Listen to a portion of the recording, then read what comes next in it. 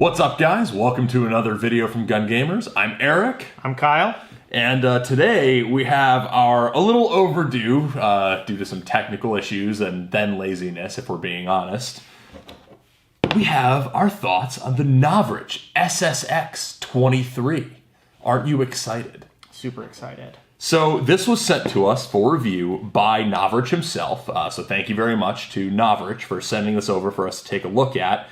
And we have been using it over the past a couple of months at this point. A couple of months, yeah. You've mostly been using it because Yes. you're the resident person who actually does sniping, whereas I'm usually in the front either, yelling stupid things to try to get people motivated or making a lot of noise and trying to shoot a lot of things. So not exactly my ideal sidearm, but it was a much better fit for Kyle's play style.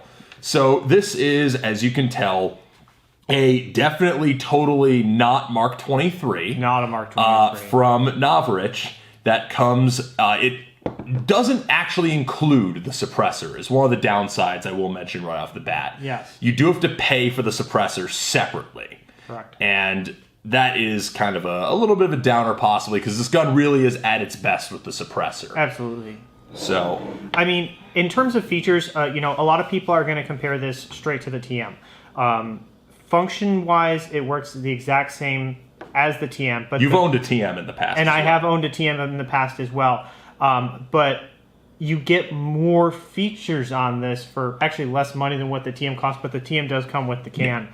Yeah. You get the fiber optic sights, which are really nice. You get the pre-built TDC. You don't have to do that aftermarket. It's got a factory Type 4 in it.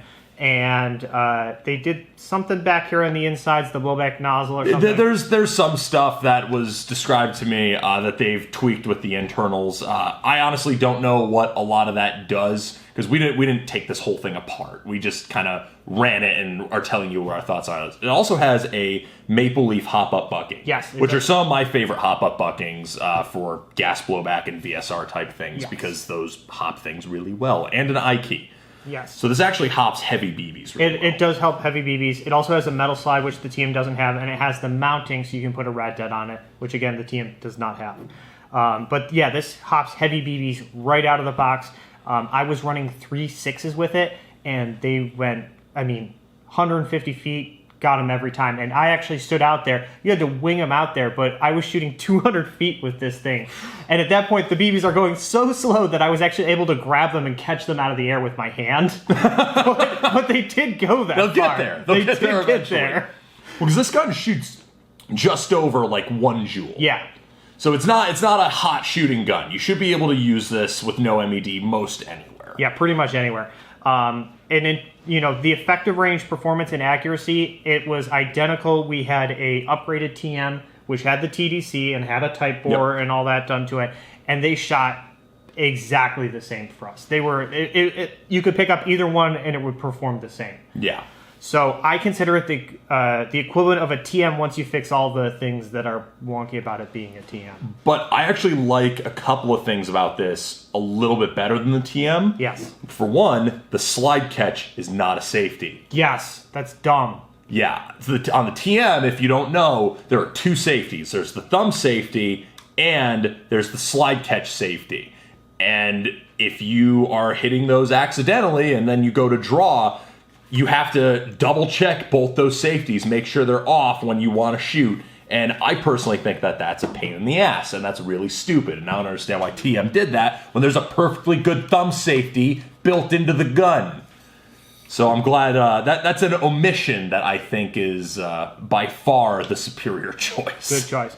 Now, a lot of people say that the TM magazines are better in terms of gas capacity. I would generally agree with that. They are a little bit better. However, there is a CO2 mag coming out for this. A CO2 mag would be cool. What I will be interested in is how well the seals hold up on the CO2 mag. Because my experience with a lot of CO2 mags is that they're not that great. No, they tend to blow out seals pretty often. You got to be ready to replace all those O-rings. Yeah, but the green gas mag, because this came to us with 2 mags. 2 mags, yep. And how are those doing?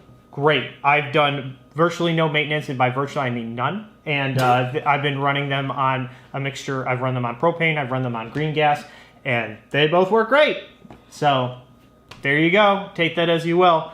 So that means if you take care of your guns, these should run really well. Yeah. And one of the things that I've read a lot of people say is that, well, this is dumb because you can just buy one of the STTI or ASG Mark 23s and do these upgrades yourself. And while the performance upgrades, it is true. Yes. You can do those performance upgrades for cheaper. You don't get the metal slide and you don't get the RMR and red dot mounting capability. Correct. So I would say that if you want this exact feature set, you really can't build something equivalent to this. You really are kind of stuck with this if you want this exact feature set. Now, do those things matter to you? Yeah, well, I was going to add, you actually can buy the slide individually. So if you want Well, you can buy the Novritsch slide. You can buy the Novritsch slide. So yeah, you can build one of the clone ones up into exactly this, but if you build it into exactly this, it's going to cost you more money. Yeah. And if you are buying a non-Novritsch metal slide, you're stuck with the only slide I could find was a shooter's design slide for the TM Mark 23. Yeah. That was as much as this gun. So you're not saving any money. Yeah. You are getting a shooter's design slide, which is pretty baller, but, Yeah. priorities. If you want a metal slide, this is going to be the way to go for a factory option. If you just want purely the performance, I guess in theory you could kind of maybe build it for a little bit less. But I used to own one of the when it was under YMP. I used to have one, and it did not feed well. So I don't know. And now every time I've owned a TM twice, and both times the TM always fed. So I don't know if there's something that's tweaked from this because this isn't a TM guts. It's it's another copy. I don't know who OEMs it, but I don't know if they're still exactly the same. I think there's a little more going on here that makes it run great. Yeah. So, I mean, in your experience then, as a sniper sidearm, is this still your preferred sniper sidearm? Yes, this is my preferred sniper sidearm because if you get within 150 feet of me with this thing, you're in serious trouble. There's very little odds. And at 150 feet, I can be still using my bolt gun because 100 feet is usually the MED. So it makes a great thing because I never have any situations where I'm like, oh, I'm too close for this and too far for that. And they overlap perfectly, so I don't have any issues. So really, this, you think, is ideal for having that secondary for use within your MED and maybe even beyond? Correct. I think it's ideal. If you're looking for a quiet, non-blowback pistol, which this is about the same decibel rating as the TM. Well, what we did, we did a decibel test on our phone, which is, pretty fudged. But what we determined is the loudest thing on this gun is actually the hammer dropping. Yes. So when that's the loudest thing on your gun, you're doing pretty all right. Yeah. Now, in terms of my thoughts on it, it's not really my gun because I'm not a sniper. Maybe, something more like my Tokyo Marui FNX or, one of my high kappas. Though that for me is a much better option because I don't like the trigger on non-blowbacks. So am I going to say this is the perfect sidearm for everybody? No. Definitely not. But it wasn't designed for that. Correct. In fact, I think this is much more on brand of a sidearm offering for Novritsch than his high kappa that he made. Yes. And I mean, his high kappa is fine because it's a KJW and KJW makes good high kappas. But this is, I think, a much more on brand, unique offering that Novritsch has made. And I think his future products should really try to model this, really fitting that niche. I think he did a great job with this, my personal opinion. Yes. One thing I would like to add, this is a multi-part, so you can run it at different lengths if you want to for this. As you get shorter, you lose a little bit of decibel reduction, but even the shortest one made a pretty substantial difference in terms of cutting out the edge of that pop. I think what we determined is that even when you're running it short, the loudest thing is still the hammer. It gets a little bit louder.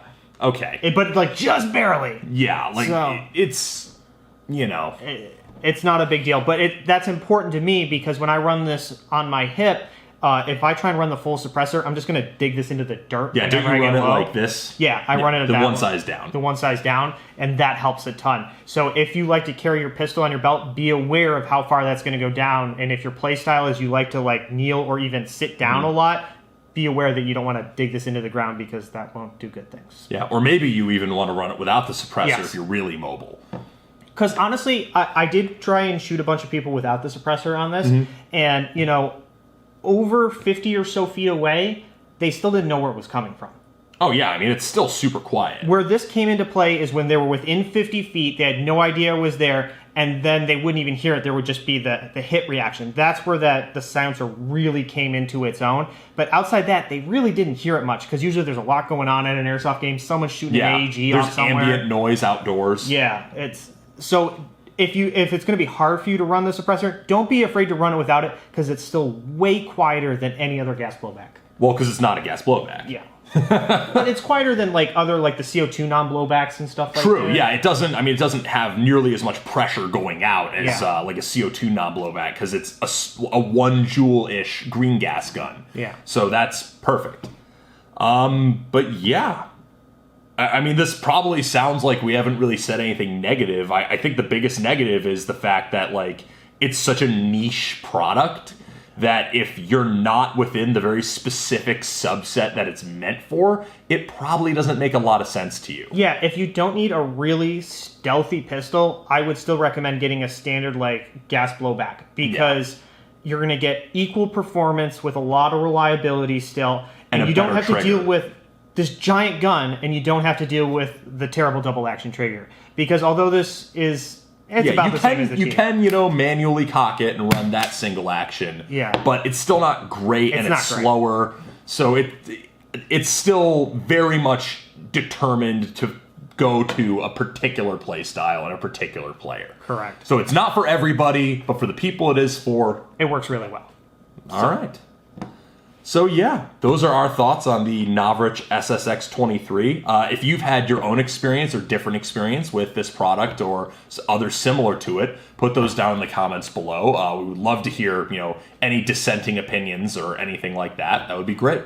But those are our thoughts based on our sample size of 1. So again, thank you to Novritsch for sending this over to us. I know Kyle's been very much enjoying this gun. Absolutely. We would definitely tell you if we weren't. Yeah. So, yeah, that's it. So thank you very much for watching. Once again, I've been E-House. I'm Kyle. We'll catch you in the next one. Peace. Also, be sure to go listen to the Chair Softer podcast, which is going to be coming out on Sunday night for those of us in the United States. It's on the iTunes feed of The Chair Softer Show. I will include a link to that in the description below. Thank you for watching this video from Gun Gamers. We hope you enjoyed watching it as much as we enjoyed making it. Check the description below if you'd like to buy a t-shirt or a patch, and use the coupon code JUDY10 for 10% off of your next order at Amped Airsoft. Thank you again for watching, and praise Judy.